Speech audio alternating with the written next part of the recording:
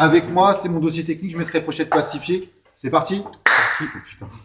Yo yo, action. Ce sera d'arriver avec mon dossier technique. Donc, pièce constitutive de mon dossier technique, je dois avoir schéma, effectivement. Bon, le lieu d'intervention, évidemment. Je vais avoir plan de bornier, plan de pupitre, schéma d'implantation. Ça marche, je dois avoir ces équipements, quoi, ce dossier constitué. Après, mon installation est fermée, évidemment. J'arrive, j'ai localisé. Je suis dans une phase de consignation. Donc, je vais en sécurité, je vais mettre en service. Donc, je viens vérifier que mon installation est bien hors service. Donc, pour vérifier qu'elle est bien hors service, la procédure de consignation, elle se fait de plusieurs étapes. Donc, pré-identification, je suis bien à la cabine 6. C'est bon. Je suis bien au bâtiment 32, tout va bien. Après, je fais une séparation, mais avant tout ça, je vais mettre mes EPI. J'arrive, je prends mes gants. Attention à ton copain. J'ai ma tenue de travail. On fait le montage, il n'y a pas de souci. Ok. Donc j'arrive. Alors ça ne change pas hein, pour domestiquer tertiaire. Je suis là. Le premier gant, c'est bon. Alors, évidemment, je ne mets pas dans ma caisse à outils. Tant qu'à faire, je le mets tout de suite. Là, ce que je fais aussi, je le mets un peu décalé. Hop. On est bon. Voilà. Ma visière. Décoiffé. Hop là.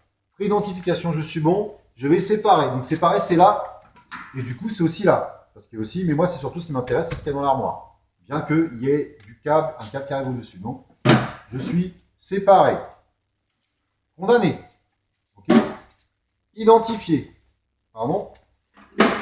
J'ai, par rapport à mon schéma, des organes de commande qui me permettent éventuellement de mettre en fonctionnement. Donc j'ai dit S3, S5, S4, S7.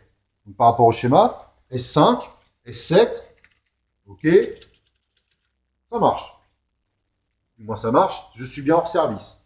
Ok, j'ai éventuellement un disjoncteur moteur, voilà, j'essaye, s'il ne se passe rien, tout va bien, je suis cadenassé.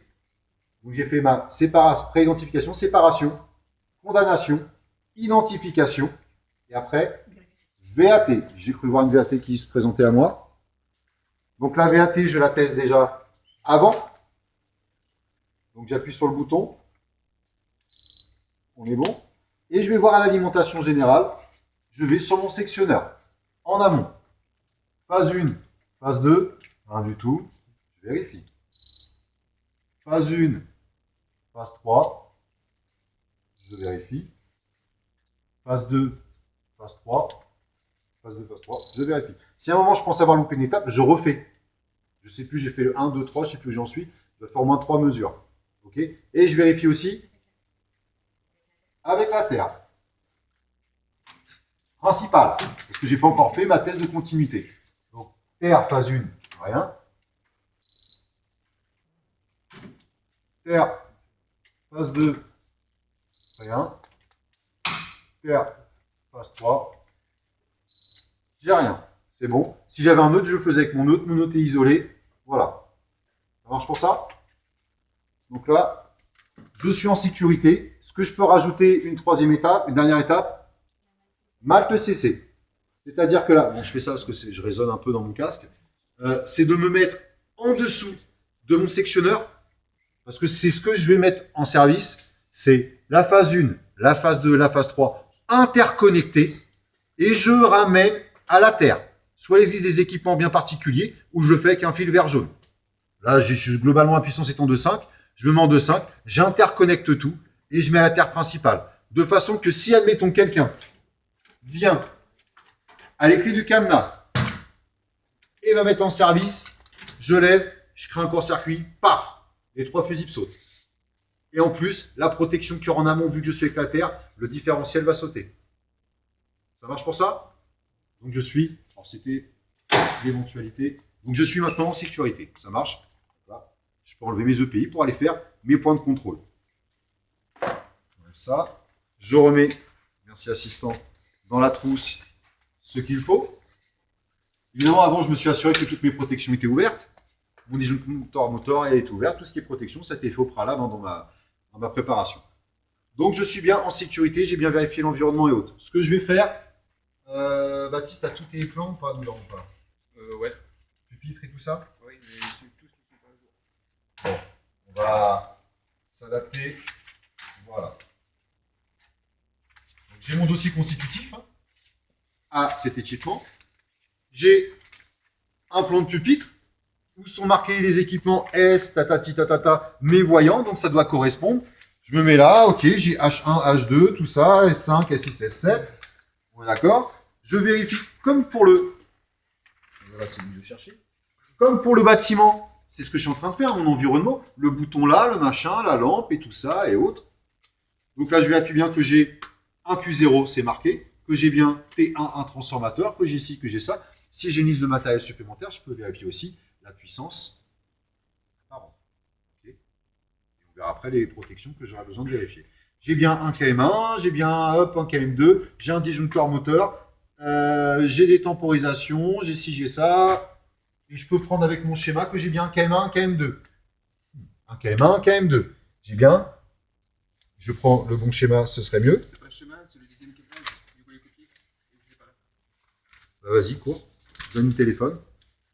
Parce que c'est un peu ça qui m'arrange. Faites une pause si vous voulez. Donc en même temps, je peux vérifier mes équipements. Donc ce que j'ai fait par rapport au schéma d'implantation, je vérifie bien que j'ai bien un KA1 qui a une tempo travail. Mon KA1 qui a une tempo travail. Donc là, pour le coup, on voit qu'il y a un manque de repérage. Mon KM1 a une tempo repos. KM1 tempo repos noir. KA2 n'a pas de tempo. KA2 n'a pas de tempo. KM2, une tempo travail, la petite croix. C'est bleu et c'est marqué dessus. Et après, KA3. KA3. Je vérifie bien quand même que ce sont des récepteurs. On est en 24 volts. Ok. Je suis bien en 24 volts là. Je suis bien en 24 volts à certains endroits. Je vois déjà une erreur. Je vois que j'ai une bobine qui est en 220 volts. Vous voyez, rien que ça, au lieu de me lancer et de trouver une panne, d'identifier et de voir que, à un moment, ça me pose problème. Donc, ce que je fais là tout de suite, j'enlèverai la bobine. Bon, on va continuer sur la mise en service. Un fonctionnement serait une autre étape. Avant d'aller plus loin, ça ne sert à rien. J'enlève mes conducteurs et je change ma bobine par une 24 volts. Parce que sur mon schéma de puissance, ici, je dois avoir mon réseau 130-230 et j'ai aussi mes récepteurs. Donc là, ça va être marqué 424 volts. Tu vois, ça a effacé. J'ai pris mon schéma. Donc 24 volts. Donc là, j'ai bien mon couplage 24 volts. Et je vais faire tous mes contrôles, évidemment, par là, je ne pars pas dans tous les sens. Donc c'est rien que le fait d'identifier les équipements me donne déjà une idée sur A. Je vais avoir une petite panne sur l'histoire de lui. Lui, à un moment, c'est le KA2. Il va être important pour une phase du fonctionnement. OK.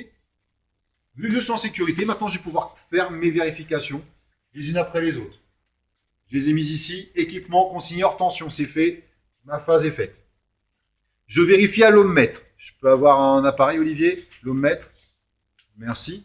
Donc, je vérifie à l'ohmmètre l'absence de court-circuit sur. Donc, je me mets à l'ohmmètre. Pour que ce soit plus pratique pour moi, je me mets en beeper. Je teste quand même mon appareil. Voilà. Vous pouvez le retrouver, on sert sur le téléromètre et qui fait aussi mesure d'isolement. Et donc, je vais vérifier l'absence de court-circuit entre conducteurs de puissance. Donc, déjà, sur mon schéma, je suis sur cette partie-là. Puissance. Les conducteurs vont être noirs. Puissance moteur débranché. Donc, ce que je vais faire, je débranche mon moteur parce qu'il y a une histoire de couplage. Donc, je fais en sorte de le cadenasser. Ou alors, je décale directement mon moteur. Protection transformateur ouverte. Protection transformateur ouverte. Je vérifie sortie sectionneur. Donc, c'est-à-dire que je vais vérifier ici même, sortie du sectionneur, tout simplement, l'absence de court-circuit, ça veut dire que la phase 1 et la phase 2, ou la 2 et la 3, la 1 et la 3 ne se rencontrent pas. Si ça sonne, c'est-à-dire que les fils se rejoignent. Ça va pour vous? Oui. Si j'ai fait une malte CC, effectivement, là, je sais, j'ai identifié que là, j'en ai parlé, je ne l'ai pas pratiqué. Donc, si à un moment j'ai fait une malte CC, c'est sûr que ça va sonner. D'accord? J'ai rejoint mes 3 phases que j'ai mis à la terre. Donc, à un moment, je les ai reliées comme si j'ai fait un champ. Donc, je vérifie entre la 1 et la 2, rien du tout. Je peux éventuellement faire sonner. La 1 et la 3, rien du tout. La 2 et la 3, rien du tout. Je vais vérifier sortie bornier. Donc, c'est-à-dire que je vais mettre sortie bornier ici au niveau de mon moteur. Il faut faire attention, des fois le couplage peut aussi m'embêter. Donc bien souvent, il est intéressant de pouvoir carrément enlever le couplage. Et ici, parce que ça dépend si je suis en étoile, ça peut me créer un problème. Mais bon, vu que lui, voilà, c'est ouvert, Donc, il n'y a pas de souci en soi. Je me mets là. Je prends l'enroulement, le U avec le V, rien du tout. Le U et le W, rien du tout. Le V et le W, rien du tout. Je fais la famille des deux. Donc, c'était là, on était à l'entrée de mes enroulements. Je fais pareil. L'un avec l'autre, l'autre avec l'autre, l'autre avec l'autre. On est bon. On va plus faire ça entre deux. C'est bon. Premier point fait. Après, je vérifie de visu les points interappareils. Globalement, il faut que je m'attarde à les communs. Visuellement, j'ai combien de récepteurs? J'en ai 1, 2, 3, 4, 5.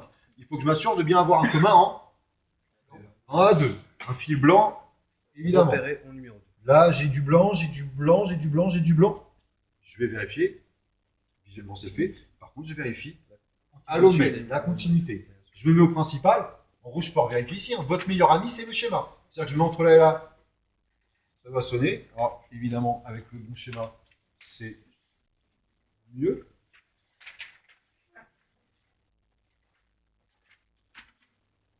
C'est comme si je me mettais entre ici et j'allais là. Tut. OK? Donc, je vais faire là. Je vais au premier à deux.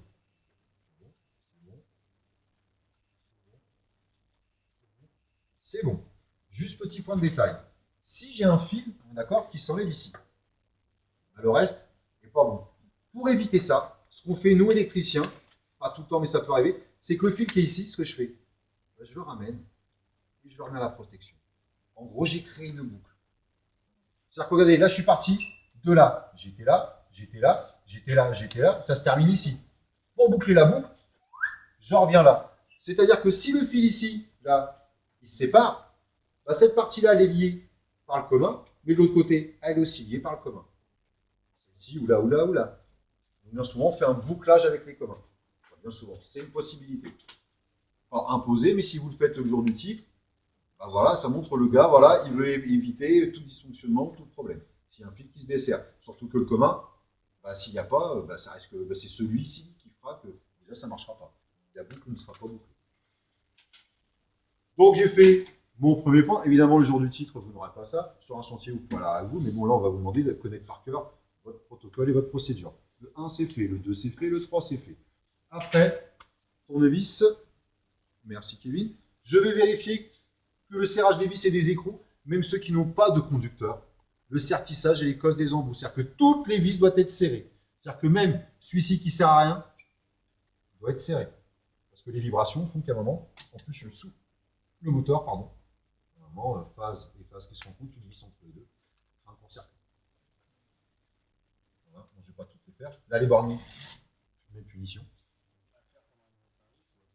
Ah, on anticipe. Là, ce qui se passe, le jury, il est avec vous, à un moment, bah, voilà, je savais qu'ici, voilà, il n'a pas été utilisé, qu'à un moment, voilà, j'ai tombé dessus. J'en prends d'une au hasard. Bien pas en haut. Ici, ben non. Voilà, c'est bon. Globalement, voilà, il y a certaines qui sont faites. Si je dois en trouver d'autres, là derrière, le contact de pré-coupure, bon, lui n'existe pas. Là, la vis qui est ici, qui ne sert à rien. Voilà, je l'ai serré avec un bon tournevis, il me faut un ça marche. Donc, mon quatrième point est fait. Et le sertissage des cosses et des embouts. Je vais vérifier ici. Ça, celle-ci est à refaire. Je vois du cuivre. Donc, c'est pareil. Soit je les pointe, moi, je ne veux pas à la mise en service. Je sais que j'ai déjà un dépannage à faire. Et que ça, j'ai besoin de refaire la cosse là. Les embouts, pareil. Je regarde que je ne vois pas de cuivre. Je suis là, je plie un peu les conducteurs. Je suis là. Des embouts, vous en avez. Par-ci, par-là. Ça évite les contacts directs. C'est un moment où je dois venir. Même si c'est du 24 volts, il y a quand même du 400. Et à un moment, je peux être amené, même sans mes gants, des fois, d'intervenir. Donc là, c'est bon. Ici, attention. Là, je vois que lui, si je tire un peu dessus, ça peut partir.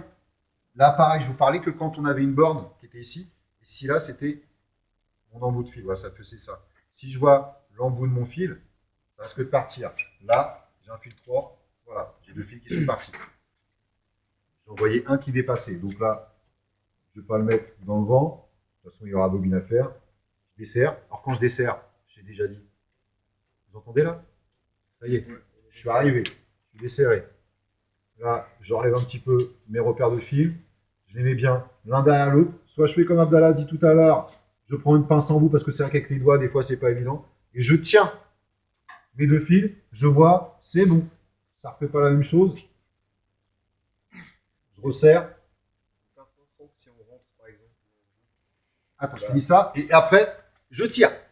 Là, je tire plus fort que ce que j'ai fait tout à l'heure. Tu voulais dire? Si on rentre, par exemple, en bout, si on rentre dans le. Non, non, t'inquiète, le plastique ne rentrera pas là. Pas Un comme si c'était un disjoncteur ou une protection. Là, si tu le rentres de trop, effectivement, tu vas serrer l'isolant partie isolée. et l'embout. Là, dans les bornes, c'est pas possible. Sachant que c'est des bornes qui sont bien calibrées par rapport aux sections. On peut aller jusqu'à 2,5 maximum, du 4.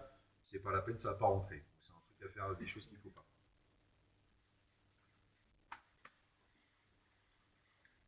Hop là.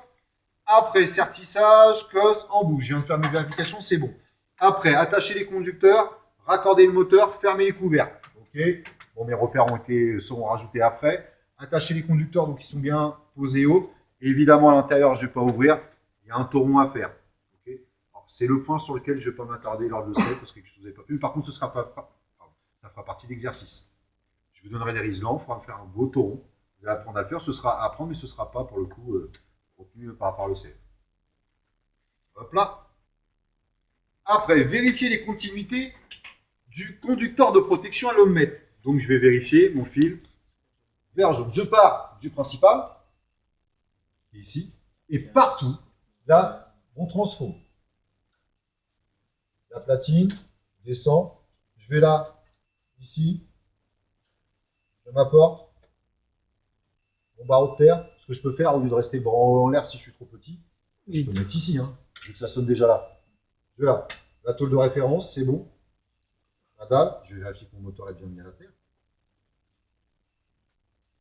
Le moteur.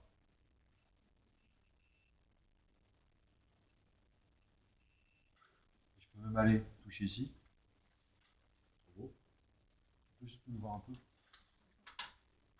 Là, j'ai une bande, voilà. Il y a un problème. Tu l'avais pas vu ça? Ah si. Il y a peut-être un peu de caca. Voilà. Bon, je vais pas avec ça, parce que je peux toucher là. Ok. Ça fait pas partie de mon installation. Donc ce point-là, il est fait. Mesure d'isolement. Donc là, je coupe mon appareil. À l'aide de quel appareil je fais ma mesure d'isolement? Mégommètre. Que dois-je m'assurer de faire quand je fais une mesure d'isolement? Déconnecter les récepteurs. Sauf qu'on va faire que sur la puissance. Ok? Donc, je décale ici. Je garde ma puissance. Sur ma puissance, j'ai mon moteur. Mon moteur est ouvert. Mon interrupteur sectionneur est ouvert, donc c'est bon. Je fais attention parce que je vais être sous une tension de... C'est l'endroit, juste à dire, c'est l'endroit où je peux mettre un cadenas. Donc je vais prendre mon mégomètre. Qu'est-ce que j'ai besoin de prendre d'autre avec mon mégomètre? Les EPI, quelques gants, casque, tapis. Tapis, hein, évidemment, j'ai oublié tout à l'heure. Hein. EPC. Je reteste mes gants. Peut-être quelqu'un me les a empruntés, n'a pas fait ce qu'il fallait. Ou alors il y avait une vis dans la boîte. Tout, hein. Tout est possible. Et donc je vais vérifier aux mêmes endroits que j'ai pu vérifier le court-circuit. Je vais vérifier ici. Partout en gros, j'ai des ouvertures sur mon circuit. Donc je vais vérifier ici, sous mon sectionneur, porte fusible, entre chaque conducteur plus, vu que c'est isolement avec le conducteur de terre. Je vais vérifier en amont de mon disjoncteur moteur, en aval de mon disjoncteur moteur. Et quand je suis en aval de mon disjoncteur moteur, c'est comme si j'allais vérifier en amont de mes contacteurs moteurs. D'accord? Sur le disjoncteur moteur, si je vais là et là. Donc je fais là, là en amont, ici, et après je vérifie en dessous. Alors soit je me mets au moteur, d'accord? Si je vérifie là, il y a de la continuité qui va là, la continuité qui va là. Je ne suis pas en train de vérifier le câblage. Hein. Je vais juste vérifier qu'il n'y a pas un défaut d'isolement, qu'il n'y a pas des conducteurs qui se touchent.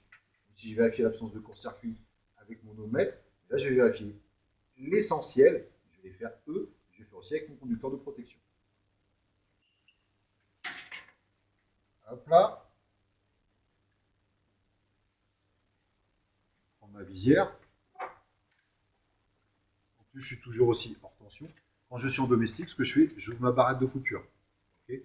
Donc là, ce que je dois faire aussi, ce serait déconnecter de mon alimentation. C'est pas comme si je me reprenais à la terre principale. Ça marche?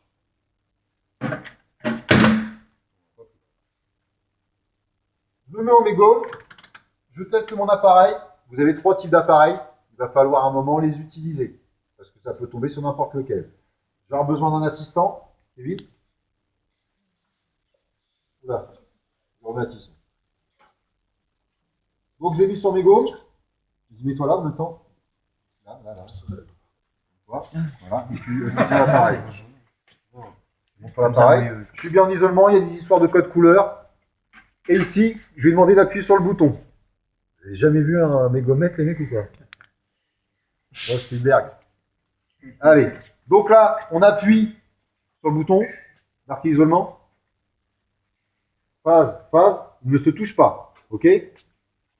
Alors, abuse pas un peu au recul, il faut que les autres y voient quand même. C'est bon? Appuie. Défaut d'isolement, les deux conducteurs se touchent. Lâche. Appuie.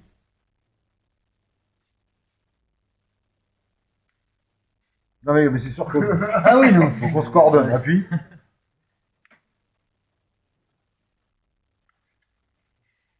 Non, mais ça, c'est... Il y a plus de retrait, ça, Material. Non, parce que je la retrouve aussi, le commutateur n'était pas mis sur arrêt. Donc c'est sûr qu'à un moment, ça joue sur les piles. Vas-y, appuie. Voilà. J'ai juste réinitialisé. Ça fait une espèce de hiéroglyphe. C'est-à-dire que ça, c'est la valeur infinie. Vous l'envoie 500 volts, hein, pour ça que j'ai mes gants. Donc c'est-à-dire qu'il n'y a pas de défaut d'isolement, on est sur l'infini. Vous êtes d'accord? Là. Je reste appuyé, voilà. Regardez ce qui se passe. J'ai une valeur. Donc j'ai 0, du coup ça me met 0 mégohms. Donc c'est-à-dire que j'ai un défaut. D'accord? Il faut que ce soit compris entre 0,5 mégahms et plus l'infini. Ok? Faites attention là, regardez, j'ai des calibres. Hein. Là, je suis à 500 000 ohms. 500 000 ohms, on est bien 0,5 mégahms. Ça marche pour ça? Et là, je vais le faire, Kevin, il faut bien t'appuyer sur le bouton évidemment. Je mets en aval, donc je regarde mon schéma aussi, c'est mon meilleur ami, sous le sectionneur porte-fusible. Phase 1, phase 2. C'est bon. Vas-y, lève un peu que tout le monde puisse voir. Voilà. Lâche. Phase 1, phase 3. C'est bon. Phase 2, lâche. Phase 2, phase 3. C'est bon. Donc, je ne vais pas voir en amont mon disjoncteur moteur parce que c'est la même liaison. Donc là, je vais voir en aval de mon disjoncteur moteur. Alors, ce que je vais faire ma terre avec. Hein, parce que sinon, je risque de l'oublier. Ma terre, vu que j'ai vérifié la continuité, je peux le mettre, au lieu de lever le bras, ici, sur le barreau qui est juste là. J'ai vérifié, tac, tac, tac, je suis descendu. Donc, si ça marche là-haut, ça marche en bas. Je me mets là. Phase 1. C'est bon? Ok, regarde quand même, Kevin. Phase 2.